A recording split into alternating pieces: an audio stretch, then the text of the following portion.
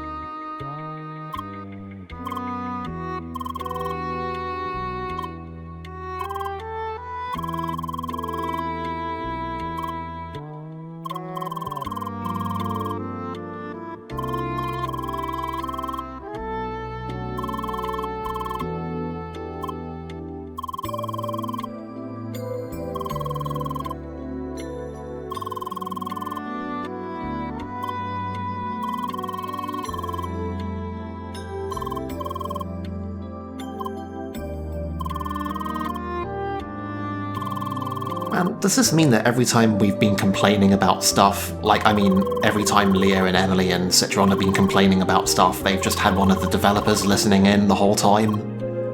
I mean, if this is anything to go by, we are also a developer, so it's sort of like... You know, it'd be sort of like if Shigeru Miyamoto was playing Mario and just started being like, wow, who the fuck designed this jump? This is bullshit.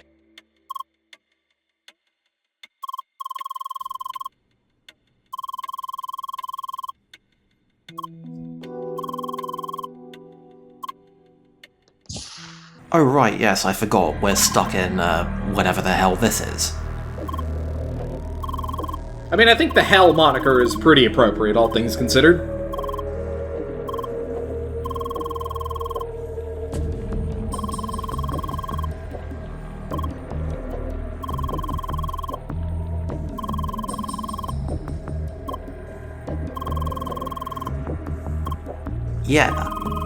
Yeah, taking it well.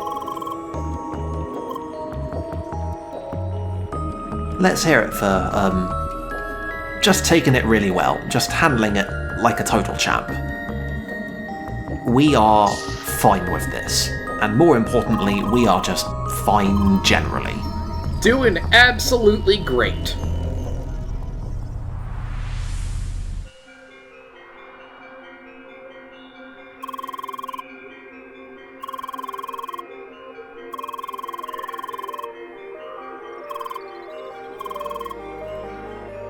Today's quest... fuck around. Today's quest is that there is no quest.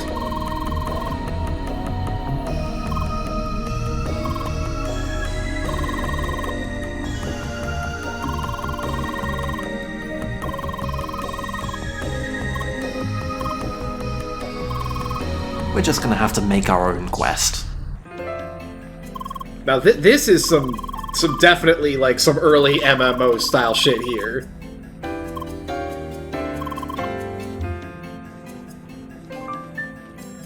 Now this is a player pretending to be an NPC.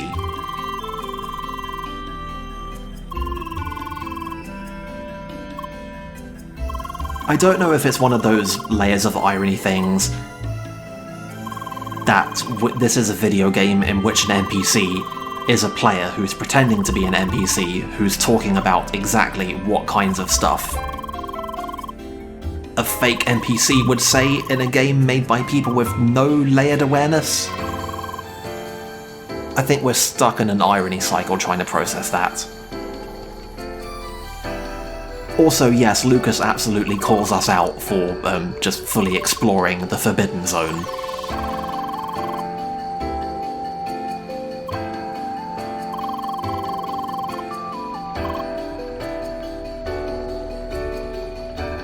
You know, I do kind of dig Lucas taking the piss on a lot of this. Just, well, I'd tell you what these are, but the plot decided that we're not allowed to touch them yet. He's not wrong.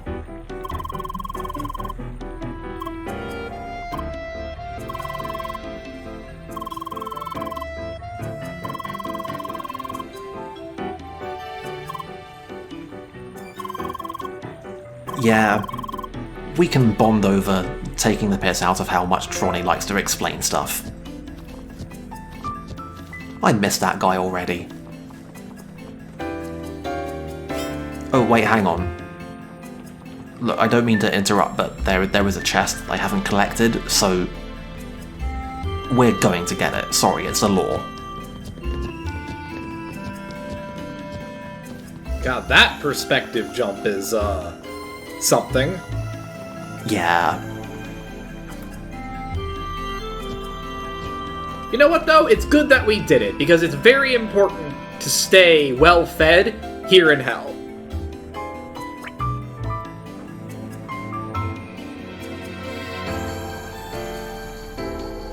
Anyway, I thought these guys would say something more interesting if the dialogue looped, but I guess they didn't.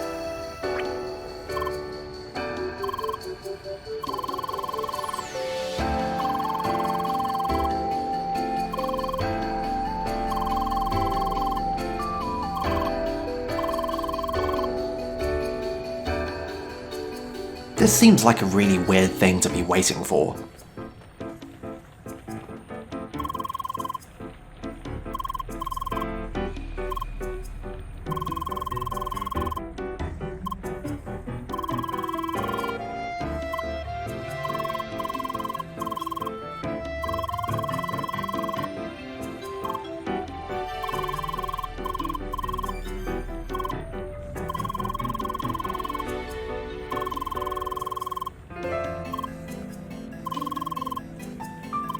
I don't know, I'm kind of with Emily on that one.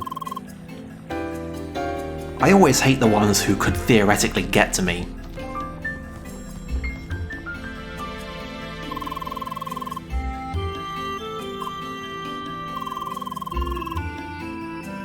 Oh, I see. This is the game telling you, haha, you're not gonna be able to tell what height these are, fuck you. I get it. I get the joke.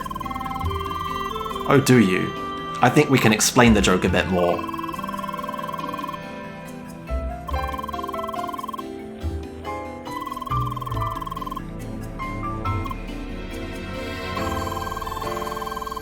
Like, how many levels of calling ourselves out are we on now?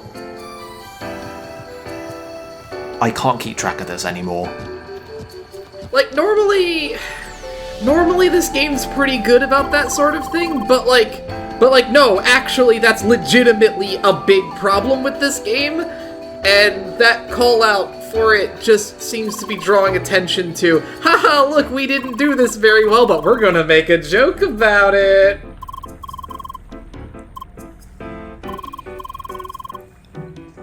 I mean, for what it's worth, I think they actually did do this particular bit pretty well, but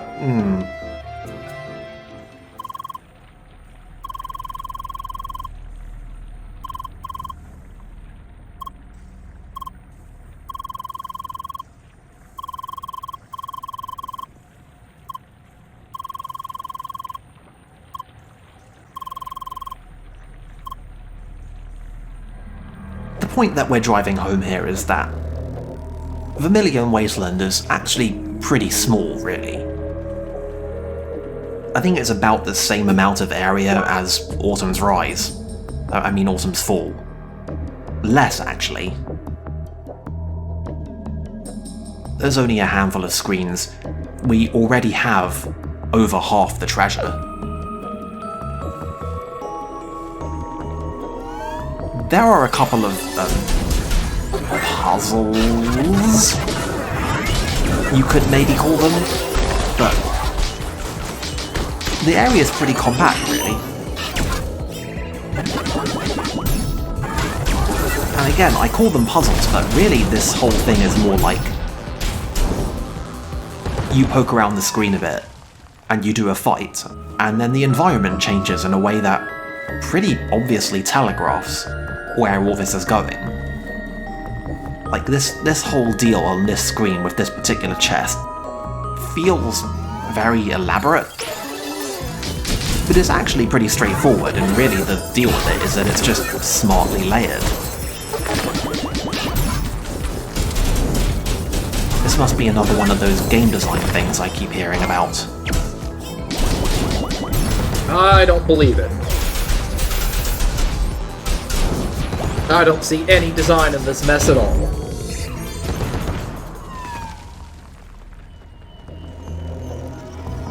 Anyway, again, most of the work is just clearing out the viruses. As you would expect, Lucas continues to be pretty handy about that. Even if he does sometimes get a tiny bit ahead of himself.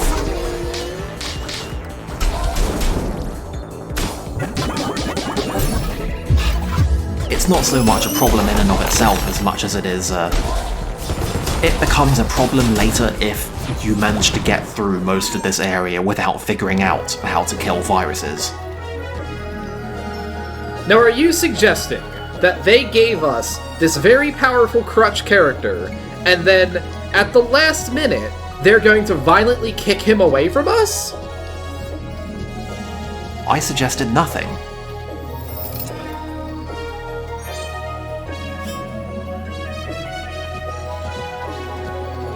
But also, literally, we have, like, actually gone and fought level 60 enemies and had to lean on him. So, you know, you do the figuring.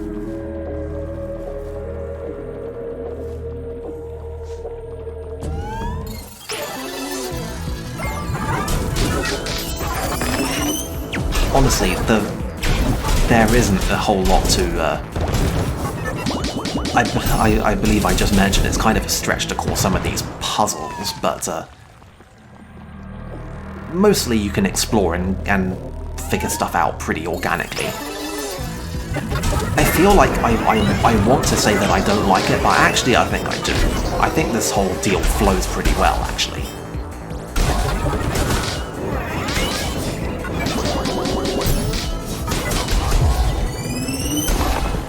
Also, I don't know, I just like fighting these guys. It feels exactly engaging enough that I managed to not get tired of it. Maybe it's just very well paced. Maybe if I'd fought like one more, I would have gotten sick of it.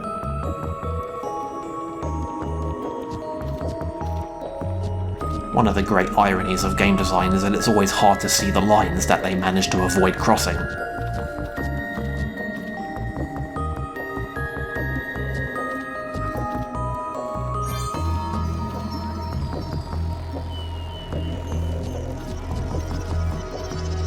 Anyway, that's the optionals taken care of.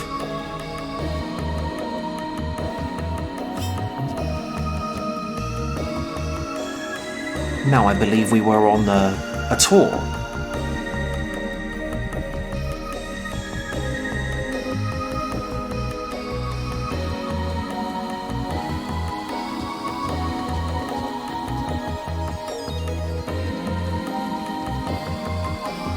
This had better be worth it, Lucas.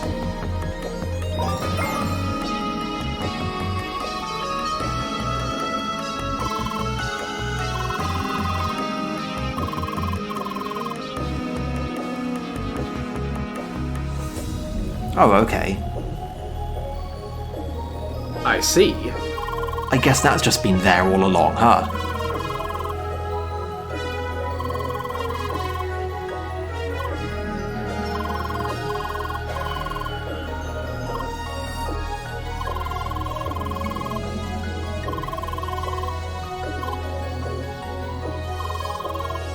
Well, that seems fine.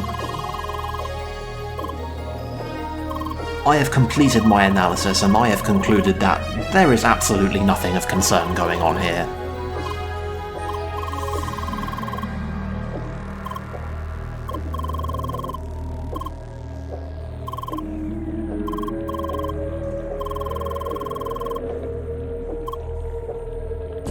Anyway, we've already done a pretty thorough job of going around collecting chests. I've been trying to pace them so that we don't clear out the whole environment in one day. There should always be something for each of our excursions. But mostly, this little bit of the plot is pretty much about passing time. And, being told what the hell's going on.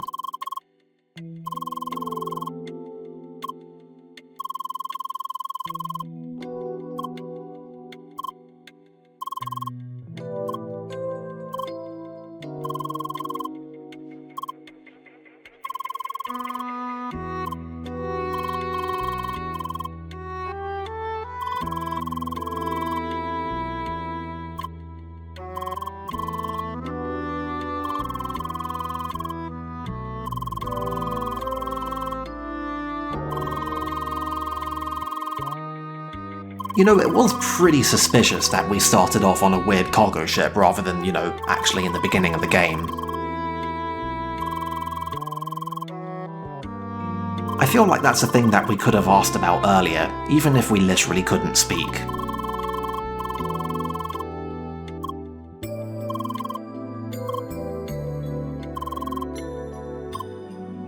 Either way, I have a feeling like Sergei has some things to answer for.